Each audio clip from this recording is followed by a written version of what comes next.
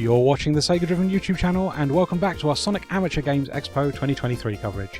In this video we're taking a look at Sonic SMS Remake 3 Timelines, developed by Creative Araya.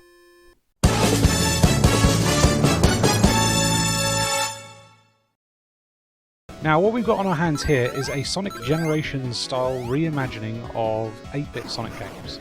So it specifically is trying to mix Sonic Chaos and Sonic Triple Trouble into a new universe, is how it's described. So yeah, very much based on the Master System titles, but you have the sort of white space style stage to select from Sonic Generations, which is really cool. And obviously you have proper 16-bit style momentum and physics, and a nice big widescreen display showcasing all their lovely artwork. So yeah, really cool stuff. You also have a ton of playable characters. You basically play as either two teams of characters of 3. So with the Sonic team is Sonic, Shadow and Silver, and the Amy team is Amy, Blaze and Rouge. And yeah, each have different abilities and you can switch between them on the fly.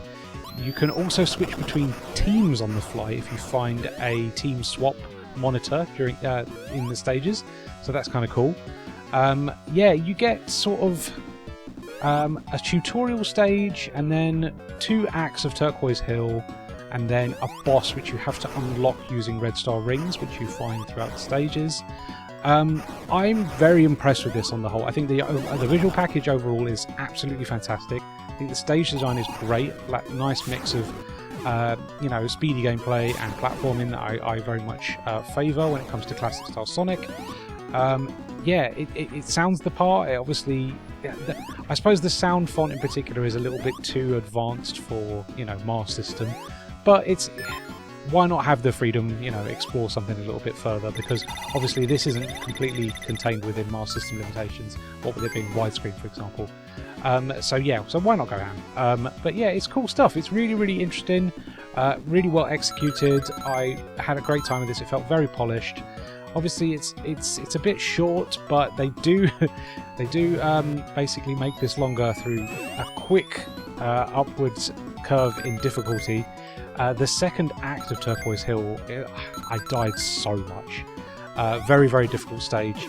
Might be a little bit more forgiving if you can map a controller to this, but I had a lot of difficulty mapping the controller to it, so I ended up using keyboard controls, and yeah, really suffered because of it. I really had a hard time in that second act.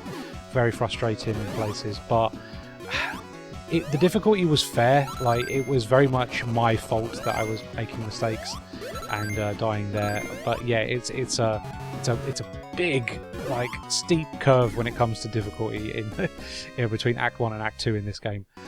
So yeah, be careful of that. I'm also not the biggest fan of locking the stage progression behind finding red star rings. I think those should just be a bonus. I think you should be collecting the red star rings just to have, you know, an unlockable super form or something, or, you know, a true ending or something like that. I don't like the idea of locking the actual game progression behind red star rings. Was never a fan of it when it's been used in other Sonic games, like Sonic Boom Shattered Crystal, for example, is the most egregious example. But yeah, so I would change that going forward.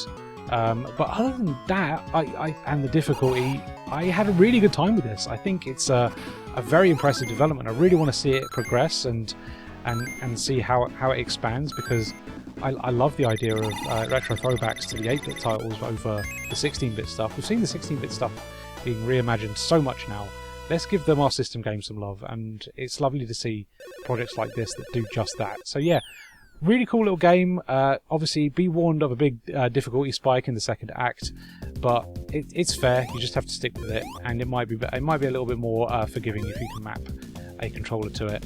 And yeah, just be prepared that you do really need to be looking for the red star rings. You can use Rouge, for example, does have like a radar above her, which will indicate that your red star ring is nearby. Very much like the Knuckles gameplay from the adventure games. But yeah, really, really cool stuff this. Highly recommended. Definitely go and check this one out. Definitely one to watch, and I really hope to see more of it in the future.